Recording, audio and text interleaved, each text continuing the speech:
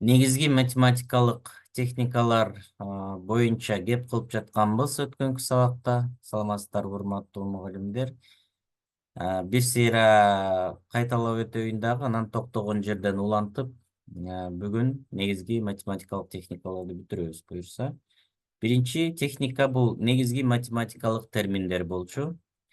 Терминдер боюнча кандай акыл гимнастикаларын аткарсак болот, ушул Гапор Мадаминов агайыбыздын гимназиясындагы акыл гимнастикаларын колдонсок болот. Мисалы, 1 минутада ким канча математикалык термин айта алат деп, 2 жумада бир жолу бир 10 минуталык мындай жарыш уюштуруп койсоңуздар болот.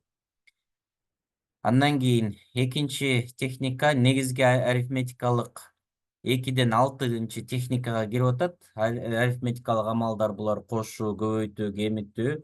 Бирок буларды баягы экинчи класста үйрөтүп башташат. Мамыча түрүндө көбөйткөндү, анан бат-баттан көбөйткөндү билиш керек да окуучуларчы.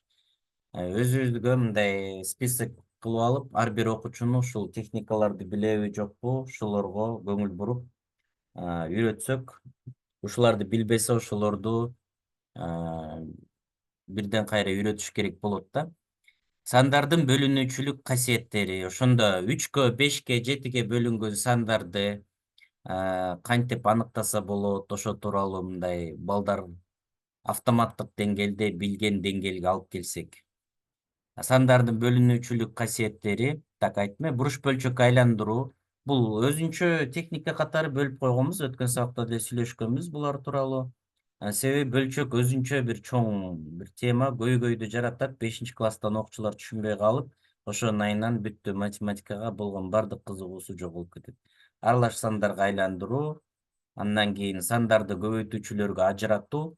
Ушул көбөйтүүчүлөргө ажыратууда өткөндө дагы айттык эле, 1-100-гө чейинки бардык сандарды 2, 3, 5ке бөлүнөт деп ажыратып, кайсы сандардан турат. Андан кийин 1000ге чейин керек болсо сандарды ажыраттырып үйрөтсөк, кыскартууда биз 2-ге 3-кө кыскартасың дебей эле, мисалы үчүн биз жазып, алымына сандарды бүт көбөйтүүчүлөргө ажыратып, бөлүмүндө көбөйтүүчүлөргө ажыратып, анан окшошторун чийип көрсөтсөк, балдар тез үйрөнөт экен. Мен азыр жайкы ОРТга даярдоо курс деп 10-класстар эми 11 болуп калышты го, ошолорду чогултуп алып, ушул методикалар менен жылып баратам. Балдар мындай мурункуга караганда өтө тез, анан мени көп кыйнабай үйрөнүп атышат да. Мурун кайра эле түшүнбөй калып эле, кыйнап эле ушинте беришет эле. Азыр жакшы, Кудайга шүгүр. Бөлчөктөрдүн алымында, бөлүмүндө окшош санга көбөйтүү. Муну мисалы мугалимдер муну билет да булардычы. Анан өткөнкү сабакта мен муну айткан эмесмин, муну жакында эле коштум. Себеби муну өзү бар. Мисалы үчүн санга, мисалы үчүн 10дон 5 дегенди 2-нү тең 5ке кыскартсак, ал эми кайра любой санга көбөйтүп койсок болот деп биз айтып коебуз. Бирок техника катары өзүнчө бөлүп, өзүнчө бир тема кылып үйрөтсөк балдарга, анда балдар жакшы түшүнүп алат да. А муну жакшы чыгарган математик балдар билип, калгандары мындай мугалим бир эле жолу айтып коет, анан болду, ошо менен калып кетет да булар. Андан кийин бөлүмдөрү, ар башка болгон бөлчөктөрдү кошуу, кемитүү, бул дагы өзүнчө бир чоң. Андан кийин жөнөкөй бөлчөктөрдү көбөйтүү, бөлүү. Көбөйтүүнү караганда, мисалы, мындай кылып, баягы сандарды көбөйтүүчүлөргө ажыратуу техникасы менен түзмө-түз байланышта болуп атат да, бөлчөктөрдү көбөйтүүчү. Мисалы үчүн көбөйткөндө бир бөлчөк кылып эле жазып туруп эле, мисалы үчүн 2-ден 1 көбөйтүлгөн 3-төн 5 болсо, экөөнү мындай бир эле бөлчөккө жазып туруп, үстүн астына көбөйтүү. Анан көбөйтүүчүлөргө ажыратып жиберип туруп, анан баягы кыскарткандарын кыскарта берсек, кайра эле жеңил болот экен да. Эми сиздер математик болгон үчүн мен эч кандай доскага сызбай эле айтып атам, элестетип атасыздар да. Доскага бизге кереги жок да, айтсам элестете бересиздер дегенде. Жөнөкөй бөлчөктөрдү көбөйтүү мына ушундай сандарды көбөйтүүчүлөргө ажыратуу техникасы менен түзмө-түз байланыштырсак сонун болот экен да. Муну да мен практикада быйыл мына жайында ушинтип үйрөтүп атам мен балдарды. Анан аябай жеңил үйрөнүп атышат. Мурун болсо аябай кыйналат элем да. Баягы үстүн астына көбөйтөсүң, анан кайра кыскартасың деп мындай эки тема болуп кетет эле. Сразу эле көбөйтүүчүлөргө ажыратып жиберип, Ушул жакшы иштейт экен. Кийинкиси, так, бул теманы жөн эле бул аралаш мазмундагы тема жазылып калды. Эми муну көңүл бурбай эле койсок болот.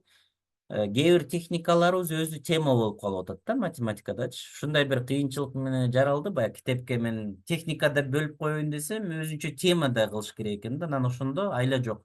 Кээ бир техникабыз өзү тема экен, анан өзүнчө деле тема, кээ бир темалар техникага такыр деле баш ийбейт экен, ушундай экен да. Аралаш амалдар, мисалы, буга техника колдонулат, амалдардын орун тартиби деген техниканы кошо колдонуп чыгарышыбыз керек, мисалы да. Ушу балдарга сразу ошондой айтып койсоң, китепке жазып койсоң, оңой эле түшүнүп кете беришет экен. Анан 17-нчи техника бул жаңы кошулган, өткөндө жок болчу.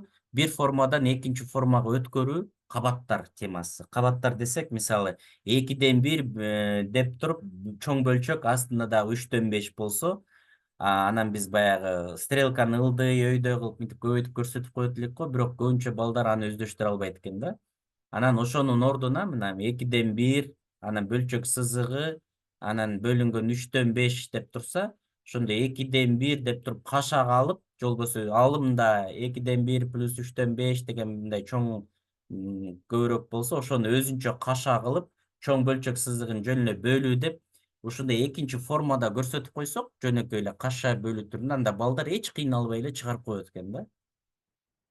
Буга деле мындай көп көңүл бурулбайт экен, бирок мындай карасак, вообще двоечник балдар үйрөнүп атат да, мына ушундай кылып бир формадан экинчи формага өткөрүү.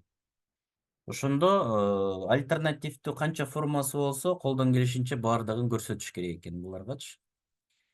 Так. Андан кийин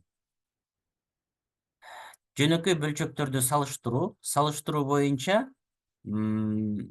баягы бир нече жолдору бар, бирок ОРТга эң керектүүсү, мисалы үчүн 2-ден 1 менен 4-төн 3-тү салыштырабыз десе, 2-ден 1 мындай бөлүмүн 4-төн 3-түн алымына 2-ни 3кө, 4-тү болсо 1ге мындай кайчылаш көбөйтүп салыштыруу эң экономный, эң тез болот экен.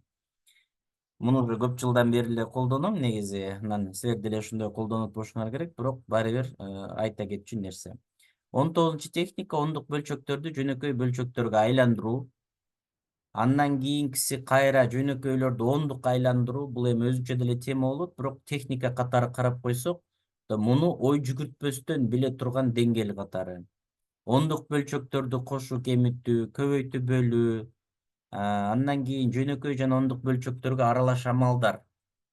Муну техника катары бөлбөй деле койсок болмок деп азыр кайра ойлонуп атам. Эми себеби бул жерде ондук бөлчөктөрдү берки бардыгын үйрөнгөндөн кийин аралаш амал болсо, демек амалдардын орун тартиби деген техниканын өзүн эле колдонот экенбиз да. Муну өзүнчө бөлбөй эле койсо болот. Муну алып салсак деле болот окшойт деп ойлоп атам. Анан кийинкиси 24-үнчү техника жөнөкөй жана ондук бөлчөктөрдү салыштыруу. Бул жерде эми баягы бардыгын же жөнөкөй же ондукка айландырып алыш деген сыяктуу техника катары. 25-чи техника сандын бөлүгүн табуу. Бул дагы өзүнчө бир карай турган нерсе. 8 саны 7ден канча эсе чоң, ошондой эле ушунун бардыгы ушунун ичине кирип кете берет да, катыштар болуп. Андан кийин 26-чысы, буну дагы өткөндө мына жаңы кошуп койдум. Сөздөрдү арифметикалык амалдарга айландыруу. Текст менен берилген маселелер. Эми ушул жерге кичине бир аз токтолсок, бул маселе көйгөй катары 2-3 класс окуучуларда эле башталат экен да. Мен азыр 11 класстарды ОРТга да даярдап атам, учурда 10 класстар 11 болду да, анан 3-4 класстагы окуучулар дагы бар да. Ошондо 3-4 класстагы окуучуларды 11 класстарды экөөнү бир эле аралаштырып, бир кабинетте, бир группа кылып окутуп атам. Бул жерде кошумча шефка алуу системасын дагы колдонуп атам. Мисалы, эми сиздерге сунуш катары өзүнчө кружок кылып ачсаңыздар, ушинтип окутсаңыздар болот. Сөзсүз эле кичинекейлерди өзүнчө, анан чоңдорду өзүнчө эмес да. Чоң класстар кичинекей класстарды түшүндүрүп, шефка алат, окутат, алар дагы жардам берет деген. Эми эмне үчүн сөздөрдү арифметикалык амалдарга айландыруу дегенде 3 класс балдарга, мисалы, өзлөрүнүн мектептеги китебин алып келген. Алар көбөйтүп, кошуп, кемитип жакшынакай билишет. Анан маселелерди чыгаралы деп өз ата энелерине айтып, анан ушул китептерин алдырткам өзлөрүнөчү. Билесиздер да мындай кишилер. Анан бир маселени өткөнкү сабакта да айттым эле, сүрөтүн тартып чыгартып атам деп. Анан бир маселени чыгарткандан кийин экинчи маселе кичине башкачараак болуп калып атат да. Анан кайра китепти биз жакшы ресурс катары түшүнүшүбүз керек. Анан ошол бир эсепти экинчи эсебин колдонордон мурун ошол китепте түзүлгөн бир эсептин 10-20 вариант кылып көбөйтүшүбүз керек экен да. Анан окуучу баягы бир эле ошол эле сөздөр болсун, цифрасы башка болсун. Анан эсе көп, эсе аз дегендерге эсе көп дегенди мисалы мээсине сиңириш үчүн 10-20 эсеп чыгартып, кайра эсе азга ушуларга аябай көп эсеп чыгартып атып, анан мээсине киргизет окшойбуз да.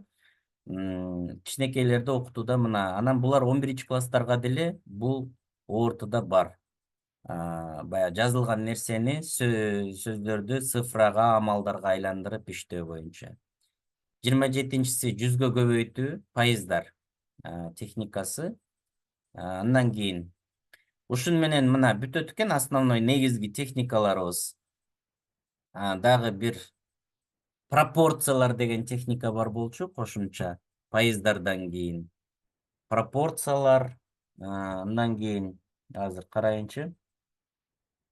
Так, бул слайдка жазбапмын. Мындай дейт да, мына. Азыр бул жерде 20, так, азыр мога да өтөбүз. 27-чи техникадан кийин 28 саногу. Саногуна бардык сандарды жайгаштыра билүү. Терс сан, оң сан, бөлчөк сан, мисал үчүн -100дөн +100гө чейин бардык сандарды жазып, бөлчөктөрү менен да. Мисал үчүн 1,2ден 1, там бир 3 бөлчөгүн кошо алып, пи санын кошо, мисал үчүн 3,104 каерде болот. Тамырасында 2 каерде жайгашат. Ушул сыяктуу бир 100гө жакын санды балдарга саноогун сыздырып туруп, жайгаштыртып, кайсы кайсыдан чоң экен мындай көрсөтүп үйрөтүп коюшубуз керек экен. Саноогун элестете алыш керек балдар. Андан кийин саноогунан кийин 29 техника белгилер дейт. Рационалдык сандарды көбөйтүү жана бөлүү. Минусту минуска көбөйтсөк плюс болот, анан плюс минус болот деген сыяктуу нерселер. Андан кийин 30 техника бул белгисизди табуу, теңдемелерди иштөө боюнча. Бул жерде америкалык ыкмалар да бар экен. Америкалык ыкма боюнча, мисалы үчүн 2x барабар 4, же болбосо мындай айтайын. Мисал үчүн да, кагаз ручкаңыздар бар болуш керек.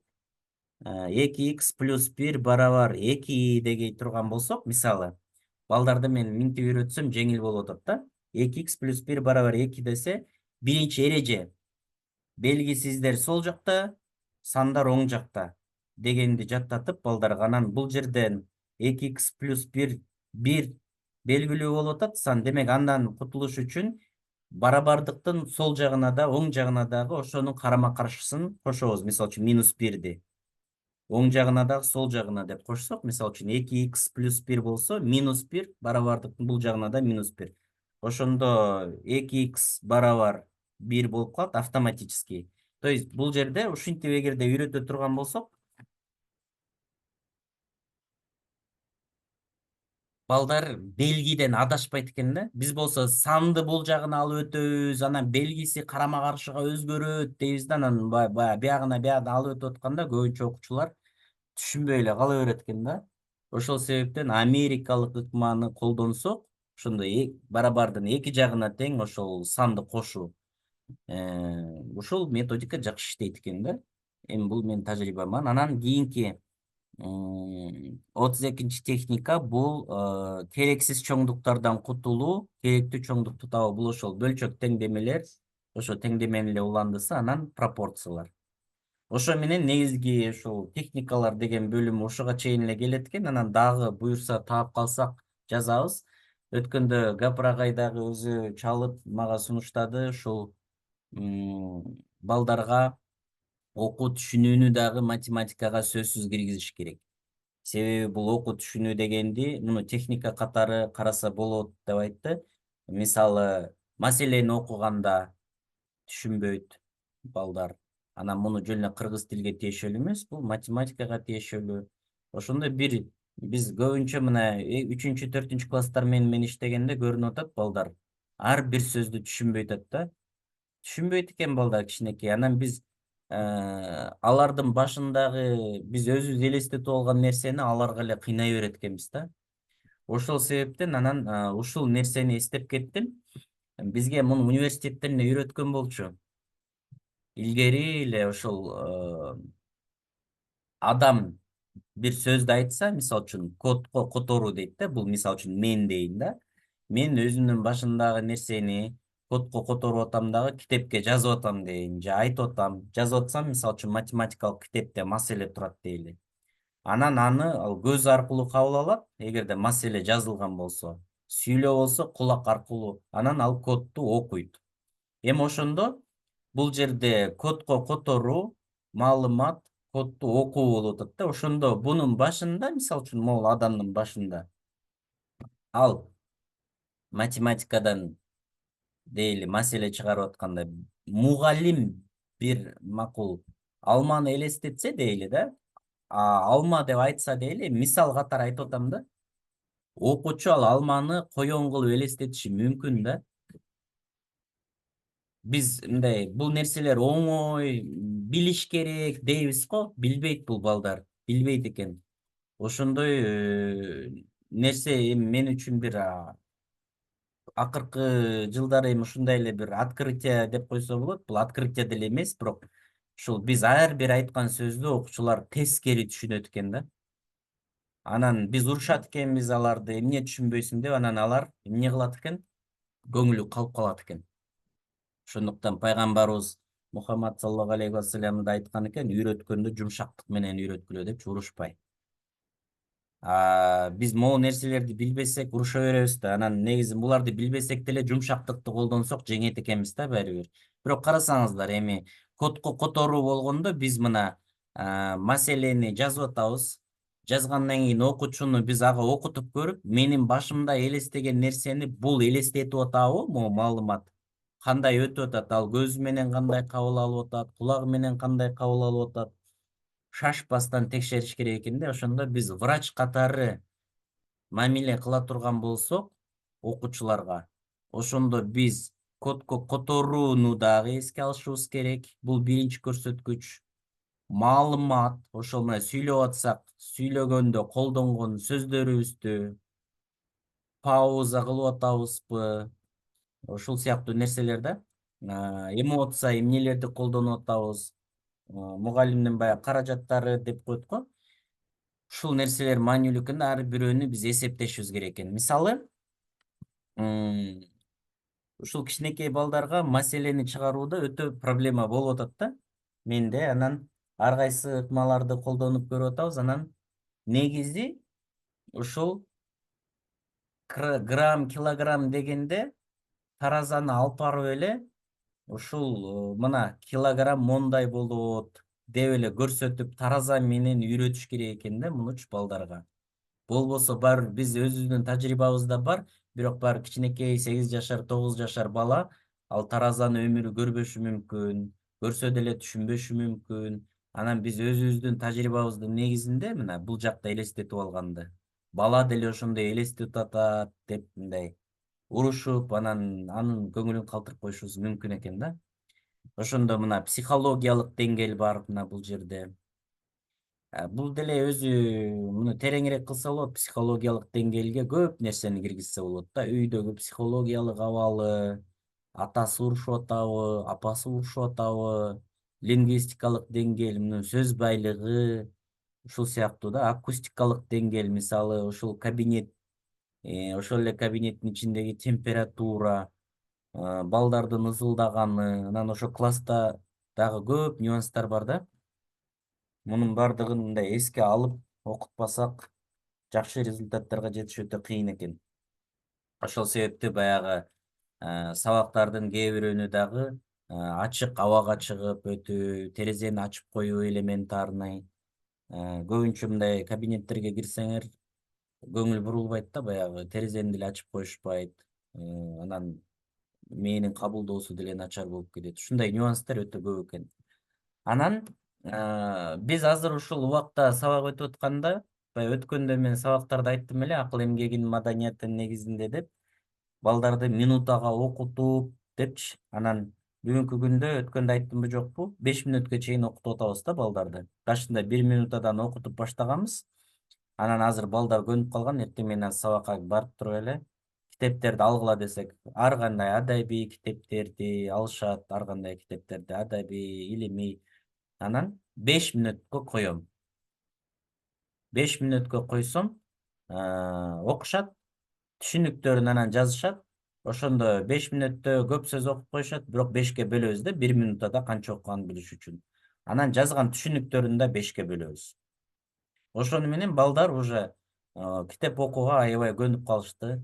Андан сырткары библиотекага алып бардык балдарды. Областтык библиотека менен тааныштырсак, аябай таң калышты. Көрсө бар турбайбы ушундай жер деп, анан азыр сабактан кийин библиотекага барып атышат. Андан кийин азыр уже балдарды мына 3-июньнан баштап ОРТга даярдап баштаганбыз да, анан уже бүгүн мына 23 болуп калса, мына 20 күндөн бери китеп окуй берип, өткөндө менин окуучум айтты, уже минутасына 390 сөз окуп атат. Эми үнүн чыгарып эмес, мында уже ичинен деле окуй берсе болот да, баягы минуттага окутканда хором окутабыз да бардыгынчы. Ошондо утат экенсиз да, а то сабакка кирип алып ар бирөөнү бирден окутуп, мен кышында ошентип кыйналып анан окутпай таштап койгом да, анан кийин ушундай бир ачылышка келдим, баардыгын оптом эле окутуп, балдарга ишенип, өздөрүн эле санатсак экономия болот экен депчи. Анан азыр ошо 390го жеткен кыз мисалы айтып атат. Өткөндө мен айткам, ой, бир китепти бир күндө эле окуп бүтүргүлө десек, мындай шок болуп атат да, ой, бир күндө окуп бүтсө болобу? Ооба, убагында мен деле китеп көп окуп жүргөндө бир китепти алып бир күндө окуп коет элем десем, үйүнө барып туруп ошол күнү эле көптөн бери окубай жүргөн китебин 300 канча бет экен, ошол 200 канча бетин окуп салдым дейт да, бир аз эле калды, үйдөгүлөр чакырып калды, анан токтотушка туура келди дейт да, үйдөн отуруп окуп койдум дейт. Минутасына мына 390 сөз окуп атат азыр. Анан эң кызыктуусу, темаларды бир айтсаң түшүнүп, оңой үйрөнүп баштады да. Аябай мындай бир жакшы жаңылык десек болот. Оңой үйрөнүп атат бала. Анткени ал уже баягы нормага жетип атат, нормасынан ашып атат өзү. 250 сөз окуш керек, ал 390 сөз окуп атат. Бирок эске тутуусу 120 болуп атат да, 390 окуса 120. Бирок баары бир ошентсе да 30%тен жогору эске тутуусу уже жакшы. Бул аябай жакшы да. Анан башка окуучуларыбыз деле уже жылып аткандар бар. Анан ошол эле учурда жылбай аткан окуучулар да болуп атат. Мына канча күндөн бери окутуп атсак, жылып атат, ооба, бирок нормага жете элек да, мындай күндө өзүбүз деле окута берсек жылат экен акырындан.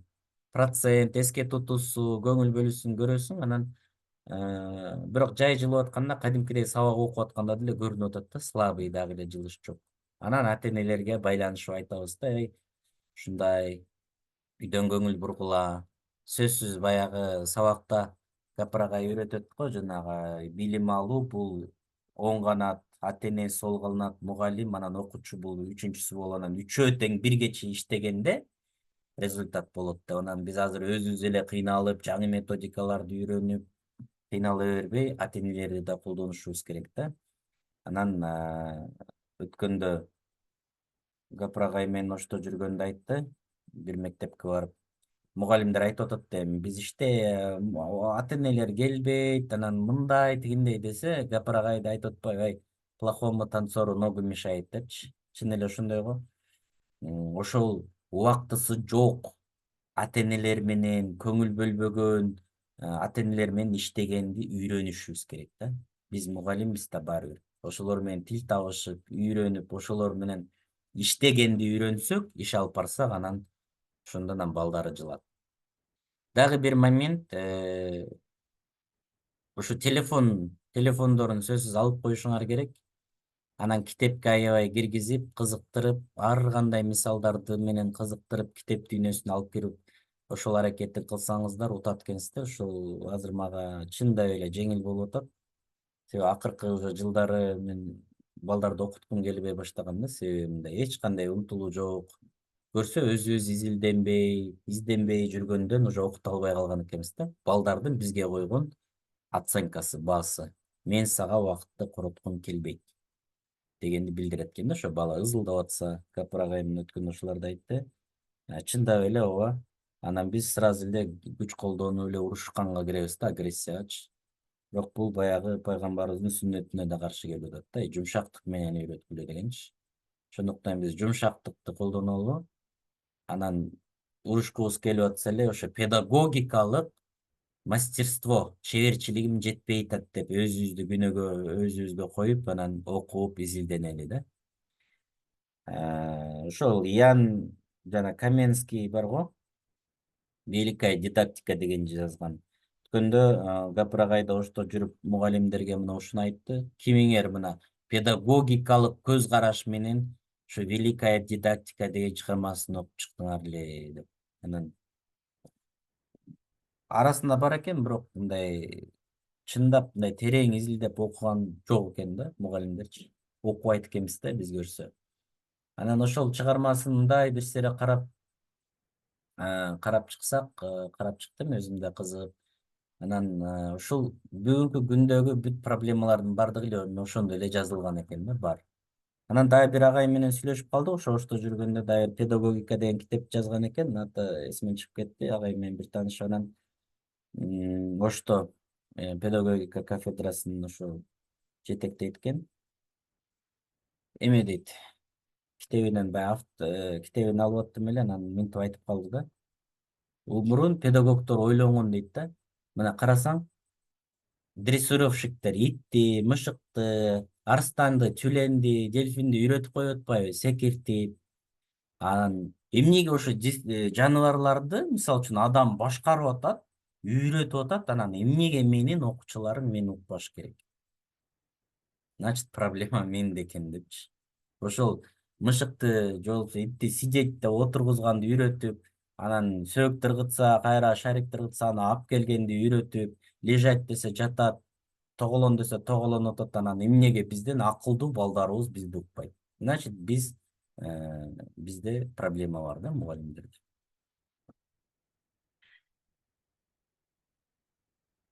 Так, эми суроо жоопторго өтсөк, эске тутуусун жазганда маанисине деле көңүл буруш керекпи же жеке сөз жазса болобу дейт э.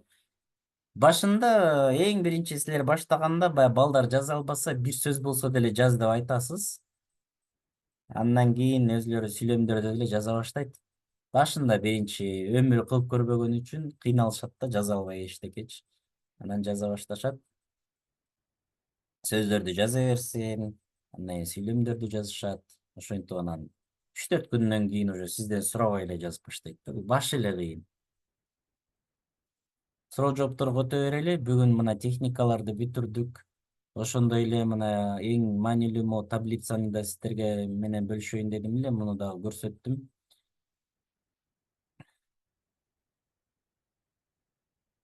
Суроо жоопторду кыла берели, э.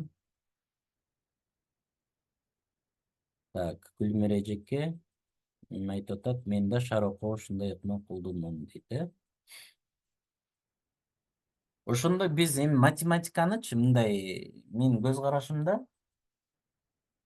биринчи классынын макул эми мындай башталгыч класстык деп кое берели, анан бирок 5-класстан өйдө карай 5-класстын материалы, анан 8-класстыкы деп бөлүп өзүнчө карабай эле бир система катары эле карап, темаларды мындай анан общий эле карап туруп эле анан баягы алдыга кете турган окуучуну кетирип, анан алдыга кетпей аткан слабый окуучу болсо, анан биз пландан калып калабыз, анан программадан калып калабыз дебей эле ал программага калып калчудай программа менен кеткен да жок ал бала.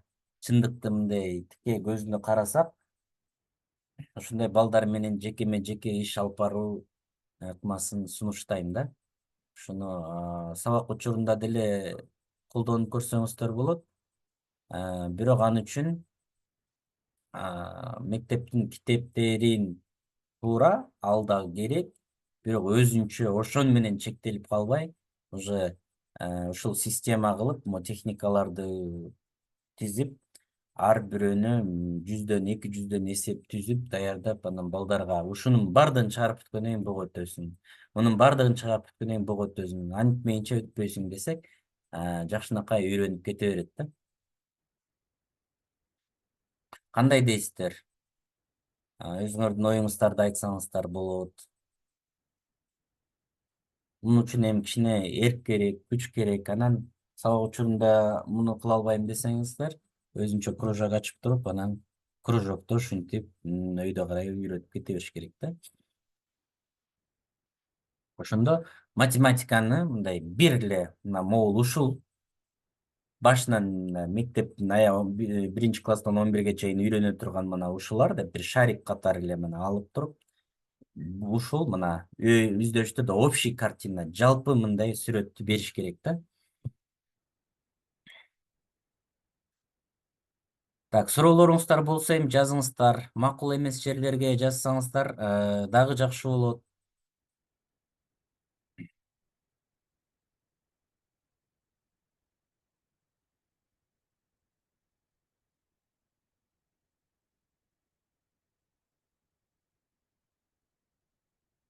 Мгм.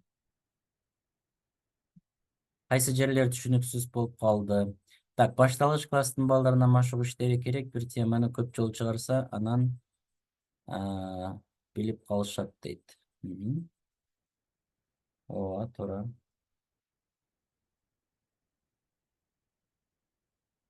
Кошумча комментарий. Рахмат. Жазыңыздар, эжекелер. Сиздердин дагы ойлоруңарды бөлүшүп бул жака.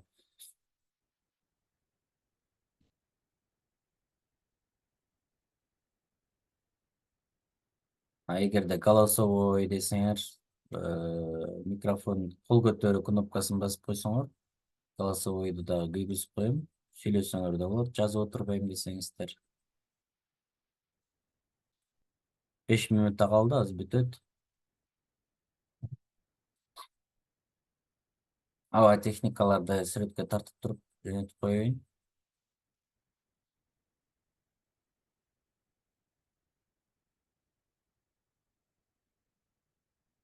Математика башталгыч класстын китептери кайсы автор маанилүү деп ойлойсуз дейт. Бул жерде менин жеке көз карашым, бардык китептерди колдоно беришибиз керек да. Бирок ошол китептин өзү менен чектелип калсак, биз чоң ката кетирип калабыз да. Мисалы үчүн, 5-класстын азыркы китебин алып карай турган болсок, мисалы да, башталгыч класс эмес, негизи мисал келтирип атам да. Аябай көп жаңы чыккан математика китепте маселелерге көп көңүл буруп коюшкан да, мисалы. Анан маселелерди бул баягы эгерде окуучулар чыгара берген болсо, орутуну сонун чыгарып калыш керек да, негизинен. Бирок ошол эле учурда ал эсептер, маселелерди чыгарганга балдардын негизги техникасы жок болуп атат да, ошол сыяктуу. Анан башталгыч класстардыкы деле булар мындай бизге жол көрсөткүч, мындай поезддин мындай багыты катары берилген китептер деп карайм да мен, любой китепти. Авторго эмес. Анан анын ичиндеги идеяларын биз алып, бир эсеп болсо, бир эсептин 20 эсеп, 10 эсеп биз окшош аналогичный эсептерди биз өзүбүз ойлоп таап, өзүбүз эмгектенип жазып туруп, анан балдарга бышырышыбыз керек да. Ошо бир эсепти чыгардыбы, ошону менен экинчи эсепке өтүп кетпей, эми ушул эсепти бышыралы, бышыктайлы деп туруп, өзүбүз түзүп келген 20-30 эсепти берип, анан балдар улам эле бир эле операцияны улам чыгара берип үйрөнүп алат да. Мен жеке ушул подходум ушундай. Ушинтпесек балдар үйрөнбөйт экен да, уже канча жолу кыйналып бүттүм. Анан акыры ушуга отуруп, ушул эле метод менен кылайын деп, анан ошондой түзүп, ошентип иштеп атам да негизи. Мен жеке өзүм көз карашым ушундай. Ооба, видеону жаздырып койдум. 45 мүнөткө жетишпесекчи дейт, Жетишпегенде анан айтасыңар да, саатты көбөйткүлө, көтөрүш керек бул маселени, математиканы көбөйтүшүбүз керек. Колдон келишинче кыла беришибиз керек, анан ойгонушубуз керек да биз мугалимдер. Ойгонуп, жетекчилерге айтып, мне, что это такое депчи. Биз көтөрбөсөк алар карабайт. Алар өткөндө Исхак Разаковдун эмесин киносун көрүп атсам эме деп атпайбы? Адабият боюнча ушундай чоң изилдөөлөрдү жүргүзүпсүңөр, бирок 6-7-8 класстарга адабият китеп жок экен. Биздин тиги Илимдер Академиясында ошол отурган илимпоздор эмне иш кылып атат депчи, өтө эле мындай реалдуулуктан үзүлүп кеткенсиңер силер депчи. Ошо Исхак Разаков атабыз айткан эле кеп болуп атат да, бизде азыр жогорку жактагылар отуруп алып теория кылып сону китептерди түзүп берип атат, а биздин балдарыбыз таблица билбейт да. Ошондуктан биз жаңы китептерге отуруп эле ошол эле карап ичиндегини үйрөтөм деп кыйналып, жөн эле башыбызды тамды ура бербей, жаңы жетишпей аткан эсептерди таблица билбесе таблица жаттатып, анан ошо колубуздан келгенин кылып кете беришибиз керек да, анан жогору жакка коркпой эле айтышыбыз керек директорлорго. Директорлор ар жакка жеткирсин, анан сиз ойгонсоңуз мен ойгонсом, анан аркы кошуналар математиктер ойгонсо, баарыбыз чыгып, мынтип кылгыла, моундай кылыш керек деп биз айтып жеткирсек, анан өзгөрөт да. А так биз анан алар берип койду эле анан кыла беришибиз керек деп анан ушул нерселер менен макул эмесмин да, мисалы. Значит, ушундай үйрөтүш керек. Билбейби таблица? Бала таблицасын жатташ керек. Ага логарифманы эмне кылат? Логарифманын таблицаны билбегенден кийин теңдемени эмне кылат? Ушул сыяктуу да. Бир деңгээлден өтмөйүнчө экинчи. Ушул сыяктуу да. Анан кошумча кружокторду өтүңүздөр 45 мүнөттө жетишпегенде. Өзүңүздөр мындай кайрымдуулук кыласыздарбы кандай? Аллах Таала берет да. Мындай өзүңүздөр бир кайрымдуулук кылып, акча төлөбөс эле кыла беремби дебей эле, ошондой бир нерселерди мындай кылып кылсаңыздар, сиздерге мындай башка жактан берет, береке берет ишиңергечи. Анан көтөрүлүп кетесиңер, өсөсүңөр дегендейчи. Ушул мен өзүм дагы ушул нерселер менен бөлүшөт элем да силер мененчи. Мугалимдер жеке эле ошо 45 мүнөт менен чектелбей, дагы желающий балдарды мен мына, пожалуйста, жумасын 2 жолу окутам, келгиле депчи, ушул сыяктуу. Мейлиңиздер, анда саламатта туруңуздар. Видеонун записи мен азыр бир аздан кийин жөнөтүп коем. Дагы суроолор болсо WhatsApp группадан талкуулайбыз, буюрса. Саламатта туруңуздар.